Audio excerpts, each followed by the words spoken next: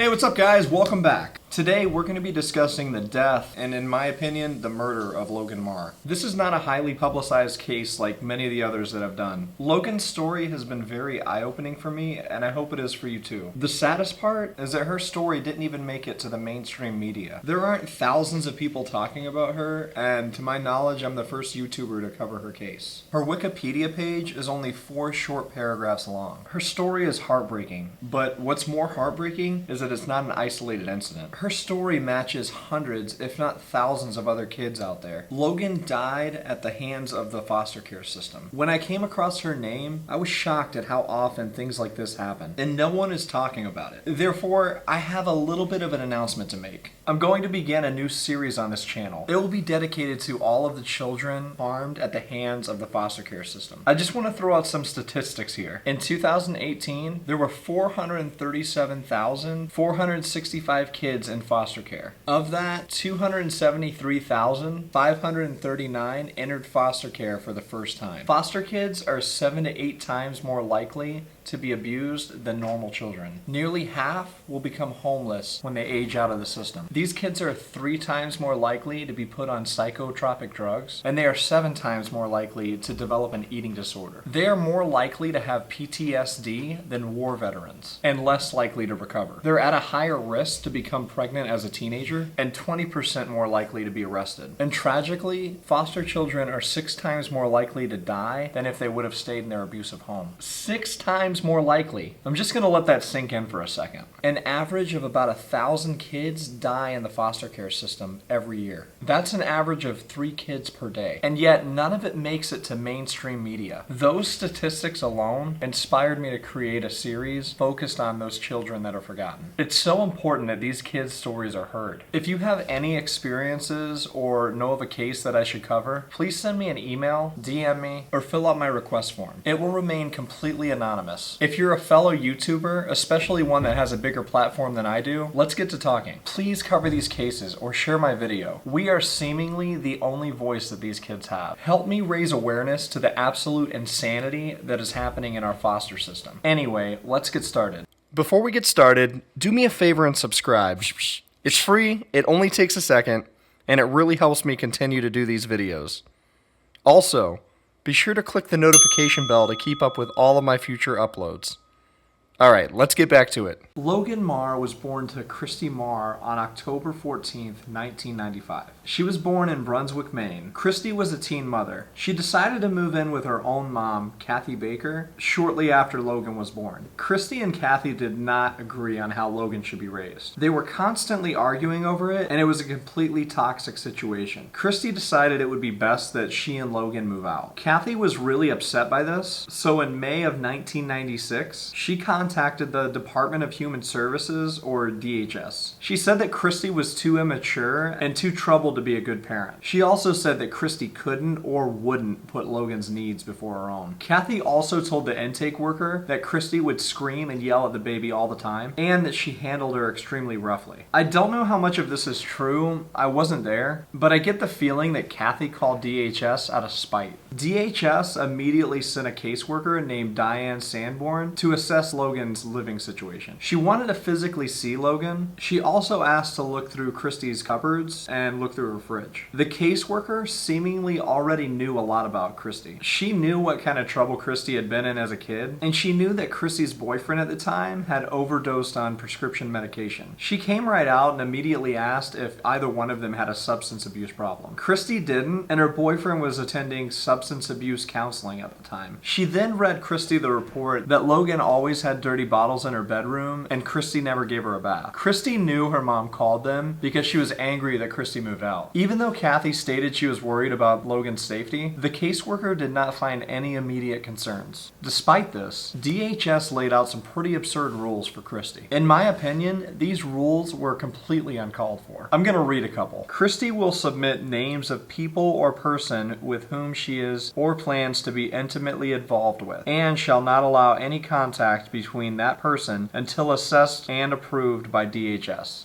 If there is a person with whom Christy wants to be involved with, then Christy agrees that if that person does not wish to engage in services, then that person will not be a part of Logan's life. It also said that Christy must sever all ties with her mother. I'm sorry, but what? They found nothing against Christy at all. They found no threats to Logan's safety, and from what the caseworker saw, Logan was well taken care of. In fact, because there was a stranger in the home, Logan clung to Christy. Who do they think they are to dictate how she should run her life? There's no justification to tell Christy what she should do. There's no justification for them to be involved at all. The department told Christy she had to follow their rules in order to keep custody of Logan. They were very firm that Christy needed to end her relationship with her mother. The reason for this is Kathy was married to a man that they believed sexually assaulted a teenager. As far as I know, this information was never proven and it's all hearsay. Christy tried to cut off contact with Kathy, but this was very hard for her. So she remained in contact with her through friends. I just feel DHS was trying to set Christy up for failure. It seems very calculated to me. It's almost like they wanted Christy to fail so they could remove Logan from the home. And my question is why? I understand how important it is to end toxic relationships and remove yourself from toxic environments, whatever is in the best interests for your child. But having no support system probably wasn't in the best interest. Obviously, DHS was right to be concerned about an alleged sex offender, but that was not proven. Christy was a young mother who was already struggling. They cut her off from her only emotional support. Even if they needed to create a rule that Logan could not be at Kathy's house, Christy should have still been able to contact her mom. Kathy and her husband eventually split up and he moved out. Christy believed she was allowed to go around her mom again due to the fact that he was no longer a threat. One day, Christy decided to leave Logan with a babysitter at Kathy's apartment. Kathy's ex-husband actually showed up while Logan was there, and a nosy neighbor saw and called DHS. DHS immediately sought custody of Logan, and that's where Christy's real troubles began. When she realized they were planning to remove Logan from her care, she did what any scared and emotional parent would do. She took her daughter and fled. She headed south towards Boston, but quickly realized she would be caught and she didn't have anywhere to go. She returned to Maine the very same day. The next day, 2 caseworkers showed up at Christy's home and removed Logan. She was then placed with her first foster family. Soon after, Christy found out she was pregnant with her second child. She knew she had to prove to DHS that she could take care of her own kids. She desperately wanted to regain custody of Logan and maintain custody of her new baby. She stayed in a group home until the birth of her second baby, and shortly after found housing for herself and her new daughter Bailey. DHS created a new agreement with Christy. They told her again that she needed to sever all ties with her mother and attend counseling, including one-on-one counseling, parenting classes, and job training. She agreed to this and was willing to do whatever it took to keep her kids with her. After about 7 months, DHS returned Logan to her custody and closed the case. She was 21 with 2 kids to care for and no support system. It couldn't have been easy. Because Christy wasn't able to have contact with her mother, this pushed her to have a relationship with her alienated father. He was living 1,000 miles away in Florida. She had ended her relationship with her father after her mother and father divorced. Christy actually accused him of molesting her at that time. She later recanted this accusation, and her father has adamantly denied it. He offered to let her come live with him and his new family. Christy actually took him up on this offer. DHS basically told her that they didn't agree with her going. Why they were even involved with her at this point, I don't know. Christy finally stood up for herself. She wanted to make a change and thought it would be something positive. When Christy, Bailey, and Logan arrived in Florida, things went well for a while. It seemed as if Christy had turned over a new leaf. They were seemingly living a normal family life. Logan absolutely thrived while they were there. However, Christy was having trouble adapting. She found it impossible to live under her father's rules. Their reconciliation eventually turned sour, and Christy and her girls returned to Maine after about 9 weeks in Florida. Once she returned from Florida, she really didn't have anywhere to live, and she didn't have a job. So she was forced to move back in with Kathy. She also began a new relationship with a man named Paul. Paul was a convicted burglar, but Christy seemed to love and care for him. When DHS caught wind, probably from the nosy neighbor again, that Christy was living at Kathy's and about her new relationship, they reopened her case. Apparently they had received an anonymous tip again that Paul had hit Christy in front of the kids, which was never confirmed. A new caseworker was assigned to Christy, and her name was Allison Peters. And Allison Peters moved very quickly. One morning, Logan was actually sick and sleeping on the couch. Bailey had just woken up from her morning nap, and Paul had went in to get her. It was around 11:30 a.m. and 2 caseworkers and 2 police officers walked right into Christy's apartment. No knocking, nothing. She asked them who they were and what they're doing, and the caseworker told her that they were there to take the kids. She told Christy to get their things together. Christy, of course, tried to argue and tell them they couldn't do that, and the caseworker said, "Oh, yes I can, and I'm going to." And she did. Christy woke Logan up, and as soon as she spotted the caseworker, she realized what was going on and started screaming, "No, Mommy, don't make me go." She was 4 years old. She was sick with the flu that day, and these people just marched into Christy's home and ripped her kids away from her. Christy carried both of the girls out to the car, and one of the caseworkers slammed the door shut. They immediately drove off, even before the kids were in their car seats. Christy said she just fell to her knees and just cried. Unfortunately, that was the last time Logan Marr would ever live with her mom. Christy said that she believed DHS had an agenda that day. Her daughters were beautiful, they were at a good adoption age, they were girls, and they were healthy. She believes DHS had every intention of adopting her daughters out. I have to say, I tend to agree. DHS completely railroaded Christy. They were trying to isolate her from any possibility of a support system. They didn't want anyone to stand up to them and tell Christy what they were doing was wrong. I just want to point something out here. Christy's dad had never been convicted of any type of sexual assault. Christy later recanted what she said, and he continued to deny it. As far as I know, Kathy's husband wasn't convicted of sexual assault either. What happened to innocent until proven guilty? Paul, Christy's boyfriend at the time, was a convicted burglar. I get it. But what happened to people paying their debt to society? Once they serve their time, they have a chance at life just like anyone else does. Not only that, but burglary and abusing a child in any way are 2 different things. Also, they told Christy she couldn't have a relationship with her mother with or without her husband around. DHS is supposed to help families in need, not rip them apart. That's exactly what they did to Christy. They flat out told her she couldn't have a relationship with her mother, father, and when she began a relationship with a man she cared about, they came and took Bailey and Logan both from her. I'm sorry, but you can't tell me that they weren't scheming. Logan and Bailey were placed with a foster mother named Mary Beth Anderson. Logan was suffering with severe separation anxiety from Christy, as any kid would when they're ripped away from their mother for no reason. Christy finally got to see the girls 4 days later. Neither of them would eat or drink anything, and they just wanted their mom. Logan actually asked Christy if they could go home, and she had to tell her no. Logan then asked Christy to promise her that she could get her back, and Christy just said, "I can't promise you, but I'm trying." Christy believed that as long as she's abiding by their rules, she would have the girls in about 6 months. She knew she could prove that she wasn't doing anything wrong. Mary Beth wrote in her journal that Logan asked her when her mom would get her back repeatedly. The month that the girls were removed from Christy's care, Logan saw a therapist 5 times because she began to have raging temper tantrums. Mary Beth wrote in her journal that Logan's outrage was bad and she was very angry.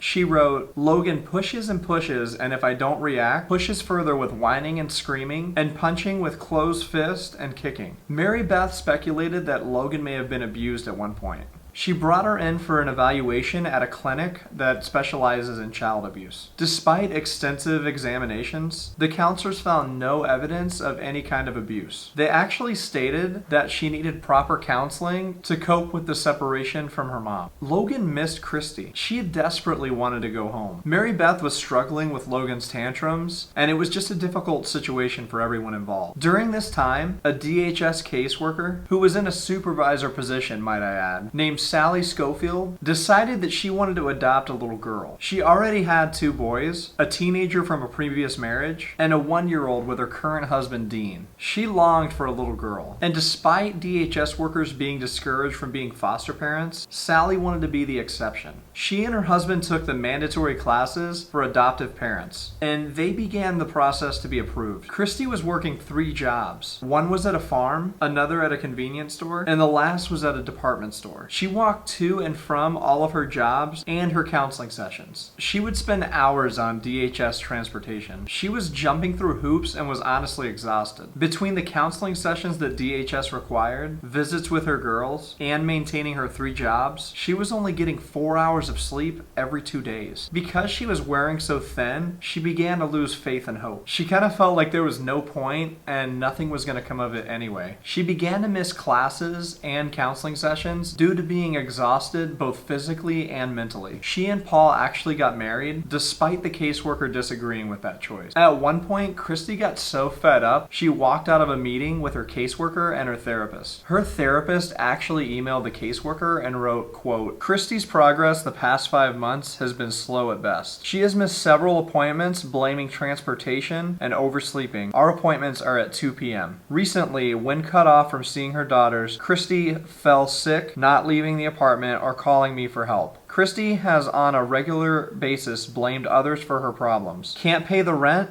No job. Can't get GED? Have to be available for my girls. Can't get a driver's license? No one will lend me a car. The bad guys have changed since the beginning of her counseling, but little else has. I hate to think that her relationship with her little girls will be on this yo-yo schedule for so long." First of all, I have a serious problem with this email. Could literally nobody help Kasey without judgment and ridicule? She missed several appointments blaming transportation because she didn't have her own vehicle. She had no support system and had to walk everywhere, even in the winter in Maine. She was probably oversleeping due to the fact that her body was shutting down from exhaustion. I love how she throws the parentheses in there. Our appointments are at 2 p.m. As if Kasey's a lazy jerk that just doesn't care. If Kasey was working 3 jobs, she was most likely working second and or third shift. Not everyone gets to work a 9 to 5 in a cozy office like you, Carol. Damn. I'm sorry, you guys. I just can't believe the audacity these people have. What an abuse of power. The last part of that email is problematic as well. Did anyone ever stop and think that Kasey needed something positive? I think as a parent, she just had low self-esteem and she wasn't trying to make excuses. She was afraid of failure, and I think she knew that none of those things would help her cause anyway, which was just to get her daughters back. She mentions in a letter to the girls that they're getting things she could never give them. I think that Kasey believed that she didn't deserve those girls because she didn't fit into that soccer mom stereotype. During all of this, Mary Beth and Logan actually had a physical incident, which both Mary Beth and DHS refused to comment on to this day. Because of this, Logan and Bailey were removed from the home and put into another foster home. Their caseworker called Sally Scofield and asked her if she would be able to take the girls for the weekend. Apparently, Sally and Allison Peters had an understanding that DHS would pursue the termination of Kasey's parental rights so that the girls could be adopted. Sally claimed that the caseworker stated that the girls had no behavioral issues, but they needed to be moved immediately. The girls were placed in the Scofield home in the beginning of September in 2000. Sally also claimed that Logan called her mommy within a few hours of being in the home. I don't believe that for a second. Sally believes she saw signs of neglect in Logan, even though she had been to several counselors prior that disagreed. Sally supposedly fell in love with the girls the first weekend they were in the home. She wanted to bond with them and she had DHS in her pocket. So they cut back Kasey's visit times with her girls. They made it a requirement that Kasey provide her own transportation, despite them knowing that she didn't have her own vehicle. Toward the beginning of the girls being in Sally's care, there was a request for them to be removed because Sally was a caseworker. That request was denied. Sally said that Logan was very attentive to Bailey. She cared for her and looked out for her, and Bailey looked terrified all of the time. I don't know how true this is because of who it came from, but Sally claimed that Logan tried to figure out how to play the game. She said she had clear survival skills. Sally remembers a few weeks after the girls arrived, they were all having dinner. Bailey wanted to get down and play, to which Sally told her she had to sit and eat beforehand. Bailey was upset by this, and Logan tried to comfort her. She said, "Maybe our next home won't have that rule." When Sally asked her where they were going, Logan told her, "Our next home." She said Logan kind of took things for what they were. Like, this is fine, we'll have to deal with this for a while, but then we won't be here anymore. DHS refused to tell Kasey where her daughters were living. She wasn't allowed to know Sally's last name, their address, or Sally's occupation. DHS said this is because they had safety concerns. Gee, I wonder why Sally wouldn't want Kasey to know her profession. Apparently, at some point, the caseworker told Sally that the family was unbelievable. She was basically gossiping about all the multi-generational dysfunction within the family. She also said that Kasey didn't protect her kids from the ongoing sexual abuse. But what sexual abuse? There's no evidence of it anywhere. And Logan's counselors agreed with that. Logan and Bailey were starting to settle in with the Scofields. Despite Sally putting them in swim and dance lessons, Logan was very unhappy. Her fits of rage continued and eventually escalated. Apparently they were even worse when she had to come home from a visit with Christy. DHS notes from October 2000 state, quote, Logan kept telling Mom throughout the visit that she was her favorite person in the whole world. As the visit was ending, Logan ran to Mom and said, I want to go home with you. At one visit, Logan asked Christy if she knew what Sally looked like. Christy said, yes, I've seen her, and Logan responded with, I don't like her. According to Sally, Logan's behavior worsened. She was at a loss and didn't know what to do, despite being educated and trained for things like this. She was already a parent and worked for DHS, yet she couldn't figure out how to handle Logan's meltdowns. Christy made note that Logan wasn't doing well during her visits with the girls. DHS basically told Christy that she better not ask Logan what's making her unhappy. They claimed it would only make the situation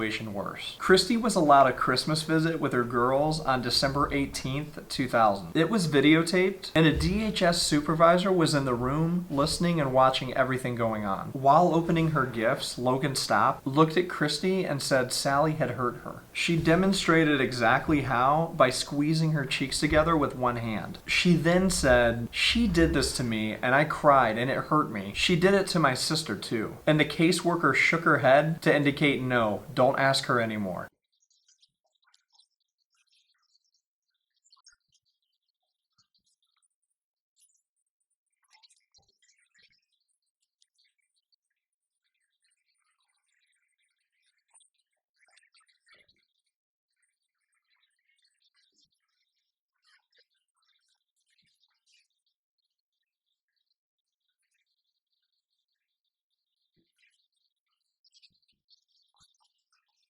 As a dad, this would have been the moment that I lost my shit. I can't imagine how Christy felt knowing that people are hurting her babies and there's nothing she can do. How were no questions raised? How did those girls remain in Sally's care? In the beginning of January 2001, Logan told Christy that Sally had handled her roughly and had wrapped her up in a blanket during a supervised visit. Christy again was signaled that she better not press the issue further. Whoever was in the room during these supervised visits is just as much responsible for Logan's eventual death. What a garbage human being. It is a law that DHS workers are to visit foster homes every quarter of the year. It is a law that they must investigate any complaints of abuse. Allison Peters, Logan and Bailey's caseworker, did neither of those. So therefore, she too is responsible for Logan's death. Sally had recently quit her job as a caseworker. Despite abuse allegations that were completely ignored, DHS decided that the Scofields deserved to adopt Bailey and Logan. They completely ignored warning signs that Sally was having a hard time dealing with Logan. By this point, Christy believed she would never get her girls back. On January 31st, 2001, Christy was supposed to have a visit with the girls. There was a snowstorm, so the visit was canceled. Christy wrote them a letter that she planned to give them on her next visit.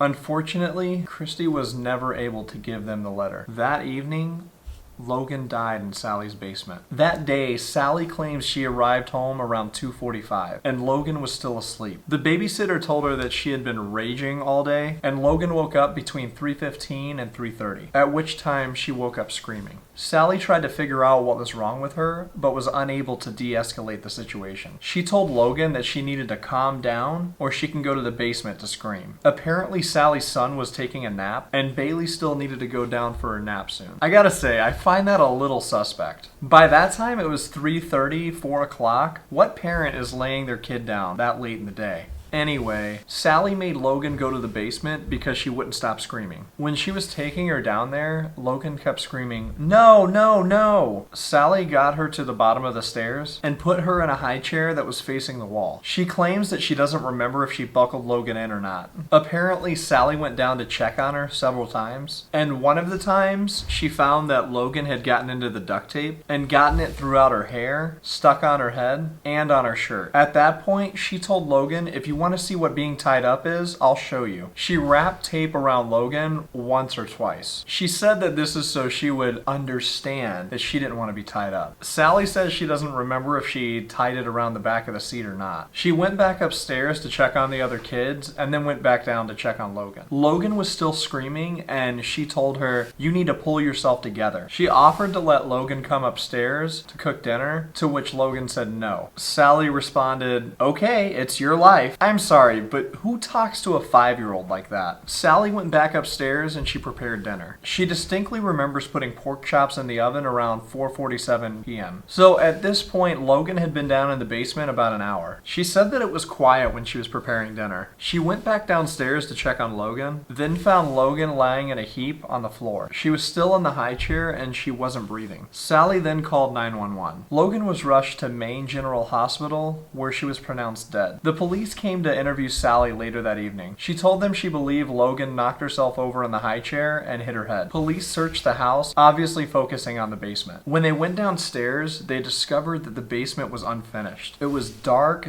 damp, musty, and cold. There were boxes thrown everywhere, and police were surprised to find 42 feet of duct tape clumped together. They performed an autopsy to determine what happened to Logan. They were obviously already suspicious of Sally, and even more so when they discovered that Logan had not died from a blow to the head. Logan had petechia in her eyes and lips. Petechia is those broken blood vessels. They occur from lack of oxygen. They had determined that Logan had died from asphyxiation. They informed Sally of the new evidence, and she claimed that Logan got herself tangled in the duct tape. She says that she never put it over her face or mouth. Nonetheless, she was arrested and charged. They determined that Sally taped Logan into her high chair, taped her mouth and jaw shut, which caused Logan to suffocate to death. Sally waived her right to a jury trial, and the judge concluded she had not intentionally killed Logan. I'm sorry, but are you freaking kidding me? Sally was found guilty of manslaughter and was sentenced to 20 years in prison. She was later released in 2017 after serving about 15 years in prison. The caseworker Allison Peters testified at the trial but was never asked why she didn't visit the home like she was supposed to, or why she never addressed Logan's complaints against Sally. She was placed on paid administrative leave for 1 month. So a kid she's responsible for dies, and basically she gets a paid vacation. She has since left DHS. No formal disciplinary action was taken against her or any other DHS employee in connection with Logan's death. The case prompted an investigation of the department, but I'm not sure if any changes were made. Christie sued the state for $400,000 and agreed to a settlement in the amount of $221,840. Almost $50,000 of it went to her lawyer, be deposited with a third-party trustee for a sibling of Logan, or the money would go to the state's Victim Compensation Fund to pay claims based on a crime against a child. $173,000 was put in a trust for Bailey. She's now using the money to attend Eckerd College in St. Petersburg, Florida. In high school, she was an honor student, a member of the National Honor Society, and captain of the swim team. Now, at 20 years old, the only memory she has of Logan is the day that she died. She says she has flashbacks still to this day. She remembers Logan being dragged down to the basement while she was crying, and she remembers the lights flickering because of the snowstorm. She wrote a beautiful beautiful essay about the loss of Logan, and I'm gonna read part of it. As much as I would love to feel her touch, I know she's in a place with no pain or suffering. She is the reason I wake up every day, ready to fill my own shoes while attempting to fill a pair for her. She also wrote about a reoccurring nightmare she had since she was a little girl. She hears a blood-curdling scream coming from a dark-haired girl, and a woman's voice saying, "Stop this now, I cannot handle this anymore." Bailey is sitting on a rug trying to remain unnoticed as the woman leads the sobbing child to the basement. All is quiet at first, and then a violent scream starts. Finally, the saddest sound. She hears the girl's voice for the last time, and it's the word help. Bailey says she's a very driven person, and she tries to take everything one step at a time. She's very focused on schoolwork, her job, and her future. She also says, "The fact that my sister gave me this ability to do something great, I don't want to take it for granted. If anything, this is a way for her memory to live on." Christy had to fight with DHS for another year to get Bailey back, but thankfully, she returned safely into her mother's arms in February of 2002. Her time with Bailey would be cut short, though, when she returned home to be with Logan on November 20th, 2017. She was only 40 years old, battling stage 4 cancer. Bailey goes on to say she would give up every penny just to have her sister back. Logan was just a little girl who loved grape soda, butterflies, and the cartoon Arthur. She cared deeply for her sister and her mother and was ripped away from them far too soon. That's it for me today, guys. Remember the name Kasey Shane. I'm out.